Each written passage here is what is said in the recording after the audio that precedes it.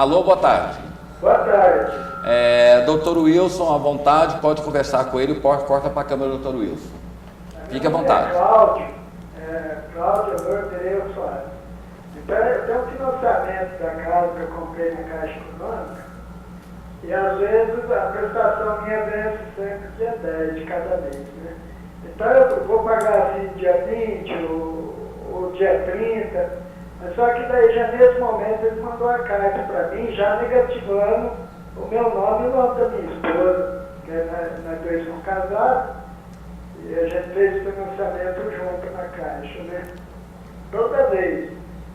Deu mais ou menos dia 15, dia 20, já está zerado o nome da gente. Quando você não pagar, eles não tiram. Isso pode estar certo? Vai depender do contrato, a data que foi colocado, mas antes de mais nada... Ele fala nada... que dia 10 a prestação. E ele está falando então que paga muitas vezes no dia 20, 25. Antes de mais nada, Sr. Claudio, é interessante que o senhor faça sempre o pagamento na data aprazada, quer dizer, na data que foi pactuada. Por quê? Esses contratos, principalmente esses contratos novos, é por alienação fiduciária. Se atrasar a parcela, corre o risco de perder o imóvel. Fora isso, tanto que na maioria dos contratos reza que seriam 3 parcelas. Atrasou 3, eles vão notificar, como nós estamos falando aqui, notificar via cartório, dando prazo de pagamento, e se não pagar já transfere para o nome da Caixa. Agora, com relação à negativação, consta sim que eles podem negativar. Aí vai depender do contrato a data. Muitas vezes eles colocam 5, 10, 15 dias após o vencimento. Então ele pode sim negativar. Por quê? Porque foi pactuado isso em contrato, né? Então é onde existe a dívida e pode-se cobrar. Agora, doutor Wilson, falando com o Cláudio, nesse caso, como o recebimento dele não coincide com a data de pagamento, ele pode buscar o credor, a Caixa Econômica, para mudar a data de vencimento? Seria de suma importância isso, porque pagando-se com atraso, o senhor vai verificar que o teu saldo devedor e as parcelas não diminui como foi prometido na época do financiamento. Então é interessante que se troque a data para que o senhor sempre pague na data do vencimento, porque senão as amortizações elas não vão ser como foi prometido, que seria a amortização decrescente. Muitas vezes você paga e diminui lá 50 centavos. Mas precisa de uma ação para mudar essa data de vencimento ou só uma conversa? Não, basta ele ir na agência onde ele fez o financiamento e conversar com o gerente para fazer essa mudança de data. E o gerente pode fazer isso ou o gerente pode? Não, vai depender do gerente, mas ele pode e deve fazer, já que a modificação é apenas uma alteração de datas de vencimento, quer dizer, não tem problema nenhum junto ao agente financeiro. E se o gerente não fizer isso, ele pode recorrer? É interessante que ele faça a reclamação junto ao PROCON, já que essa alteração, lógico, está existindo aí uma modificação no contrato, mas nesse caso está para beneficiar o consumidor em razão da data e que não tem prejuízo nenhum para o fornecedor, que seria a Caixa Econômica Federal. Certo. Cláudio, espero ter respondido a contento, né? Então, o Dr. Wilson disse que você pode procurar a instituição financeira. Essa instituição financeira ela pode mudar a sua data. Se a gerente ou o gerente não quiser, pode recorrer. E aí o PROCON tem poder para fazer com que esse direito do consumidor seja, digamos assim, obedecido, cumprido, respeitado. Sim. E até dependendo do contrato, vai até constar isso também, em alguns contratos consta a cláusula que fala que você pode também modificar tanto a data do débito e a forma de como é feito o pagamento, ou em boleto ou débito em conta. Ok. Daqui a pouco mais participações, né? Liberar o telefone para o pessoal. Doutor, essa questão, como eu estava falando, do endividamento. As pessoas estão endividadas. E aí começa aquela ciranda. A pessoa começa a pegar dinheiro emprestado, fazer empréstimo, para pagar empréstimo, para isso, para aquilo, para não sei o quê. Qual que é o jeito mais fácil de uma pessoa tentar resolver um problema financeiro sem entrar nessa ciranda de agiota, de empréstimo de banco? Qual que é o conselho que o IBDEC dá para aquelas pessoas que estão com problemas financeiros e não conseguem adequar a realidade, ou seja, o que ela ganha com aquilo que ela tem que pagar?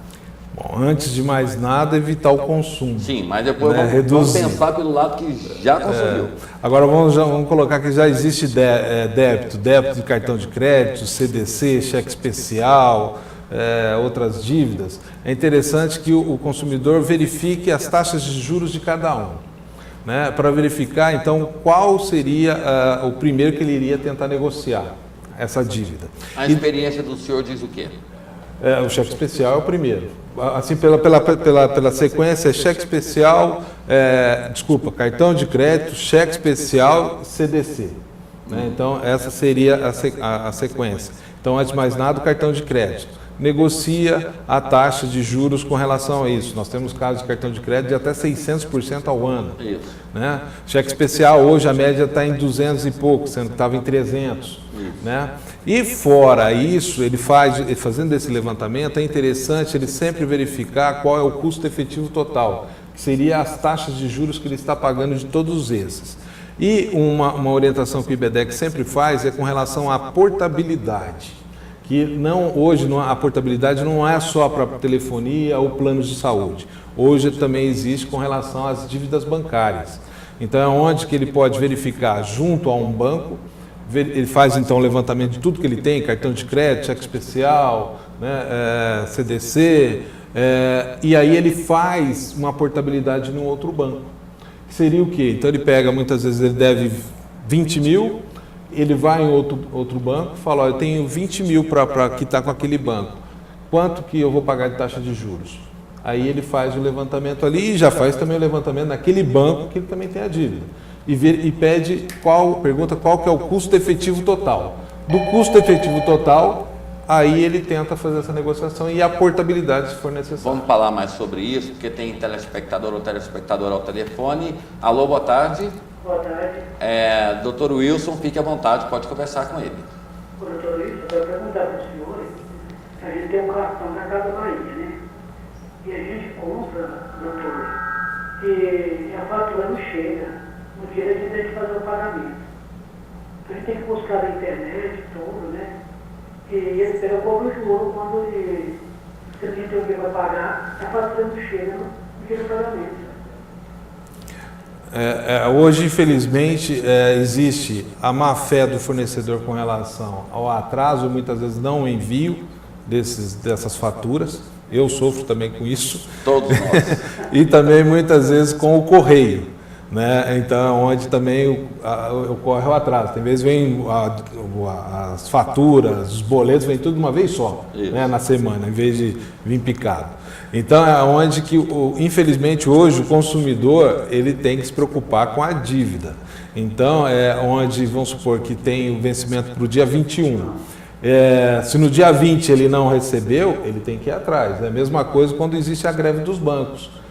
Você tem outros caminhos para fazer o pagamento. Então é interessante que o consumidor vá atrás para fazer o pagamento. Logicamente é interessante também que esse consumidor, que nem o caso do senhor, faça a reclamação junto à empresa, junto ao fornecedor. Né? Porque nesses atrasos está constando multa e juros que na maioria das vezes são elevados, e o consumidor aí que está sendo lesado pagando juros e multas indevidamente, já que muitas vezes se chegasse a fatura, ele iria pagar na data aprazada. Então é interessante que faça essa reclamação e se ficar constante isso, é interessante também que ele faça uma reclamação junto ao PROCON. Por que o PROCON? Porque o PROCON hoje ele tem poder de autuar o fornecedor, né? Quer dizer, vai impor uma multa junto. E é onde que, se ficar constatado que realmente existe a má prestação de serviço com relação ao fornecedor, ela vai ser autuada e aí, logicamente, não vai ser revertido isso ao consumidor, mas vai doer no bolso do fornecedor. Ok. Agora, doutor, daqui a pouco tem a matéria que a gente vai mostrar. Mais alguma pergunta? Não, né? Vamos liberar o telefone para outras pessoas, porque várias pessoas têm dúvida. Doutor, consta que serviços essenciais, o cidadão tem acesso a eles, não podem ser tirados. Então, o que mais tem é reclamação da CELG, reclamação da Saniago, porque cobra e a água não vai, a CELG, ela cobra o valor exorbitante, a pessoa ela questiona, aí vai lá e corta a energia da pessoa. Serviços essenciais, pelo menos não falava que o cidadão não poderia ficar sem. Aí houve aquela polêmica toda, não pode cortar energia, não pode cortar água, mas o povo está cortando. Hoje existe aí algumas divergências com relação a isso. É importante se colocar que ocorrendo o débito vai se poder fazer o corte, sim. Né? Agora, o que é interessante o consumidor é verificar como está essa prestação de serviço. Hoje, que nem no caso da Celg, está péssimo. Né? Hoje nós somos lesados, começou a ter nuvem no céu. Acabou a energia. Eu mesmo cito exemplo meu, eu vou ter que entrar contra a Celg, porque viajei, né, nessa última chuva que deu, queimou o telefone, queimou o aparelho. Né? Quer dizer, nós somos lesados constantemente. Então, quando existe essa má prestação de serviço, é interessante que o consumidor procure os seus direitos, mesmo sendo valores irrisórios. Muitas vezes você vai, sei lá, 30, 40, 50 reais que você vai ter que pagar para consertar o aparelho. Faça o conserto e pleiteie isso. É lógico, tem antes de mais nada via administrativo. A Celg passa todo o procedimento para você, como deve fazer para receber esse valor. Mas é interessante que vá atrás. E um ponto que eu venho sempre falando nas entrevistas é com relação à reclamação não só para a Celg, mas junto à agência reguladora. Que é a ANEEL. ANEEL. Por quê? Porque é com essa reclamação desse consumidor junto à agência reguladora que a agência reguladora vai cobrar dessa operadora.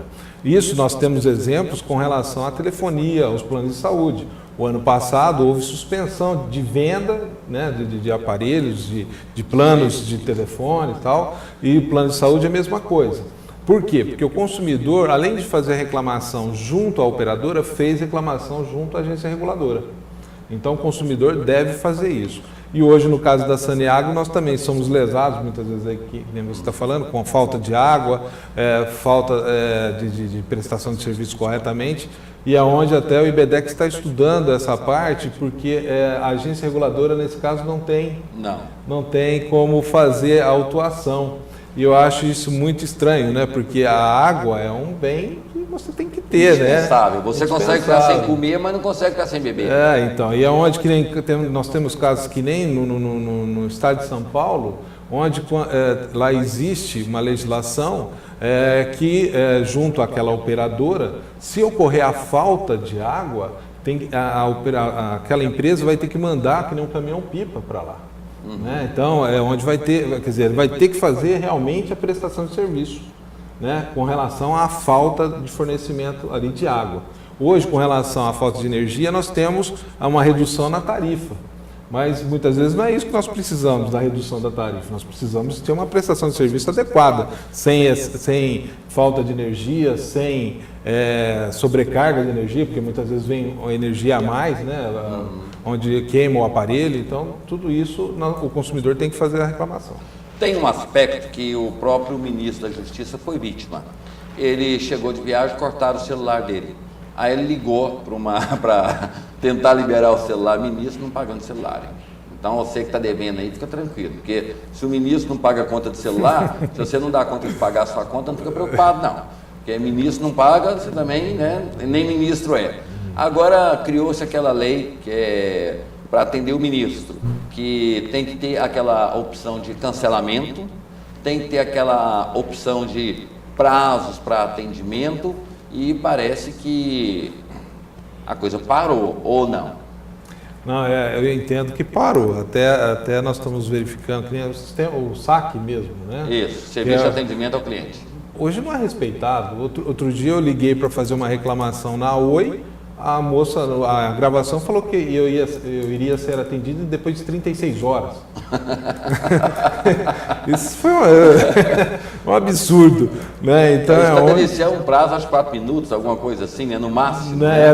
Tem os requisitos que agora não me lembro de cabeça, mas só seria o máximo 60 segundos, se não me engano, e aí não pode se passar para outra pessoa, aquele atendente tem que resolver o problema. Então a legislação ela é muito bonita. Mas hoje nós estamos verificando que não está sendo cumprida, né? O consumidor está sendo lesado com relação a isso.